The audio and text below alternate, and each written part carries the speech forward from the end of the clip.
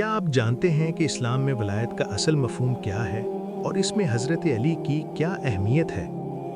हज़रत अली अलैहिस्सलाम इस्लाम में एक बेमिसाल रहनुमा हैं जिनकी ज़िंदगी हमें उसूल वलायत और ईमान की असल पहचान सिखाती है। शिया मकतब के मुताबिक वलायत का मज़हर सिर्फ हज़रत अली ही हैं, क्योंकि वो हस्ती हैं जिनमें ईमान, अदल और तकवा की खसूसियात मुकम्मल तौर पर मौजूद हैं। ये बात समझना ज़रूरी है कि वलायत किसी फ़र्द तक महदूद नहीं, बल्कि हर उस शख्स से है जो खुदा, रसूल और अहले ईमान के साथ ताल्लुक़ कायम रखता है और अपनी शरई ज़िम्मेदारियों को समझता है। हज़रत अली और शियत। शिया मकतब में वलायत का तसव्वुर मुस्बत और तामीरी पहलू रखता है। मकसद दूसरों की नफ़ी नहीं, बल्कि अपनी पहचान और अकीदा मजबूत करना है। इस्लाम और तशय्यो जुदा नहीं है, बल्कि तशय्यो इस्लाम और कुरान के सही नुक्ता नज़र की अक्कासी करती है।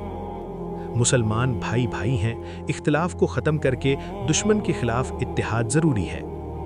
वलायत के 3 अहम पहलू: अंदरूनी ताल्लुक़ की हिफाजत, इमाम और रहबर के साथ दिल का रिश्ता मजबूत रखना, बैरूनी दुश्मन से वाबस्तगी ना रखना, ऐसे रिश्ते जो दीन की मुखालफत करें उनसे बचना, उम्मत इस्लामी के कल्ब की हिफाजत, इमाम की रहनुमाई और वलायत के उसूलों पर अमल करना।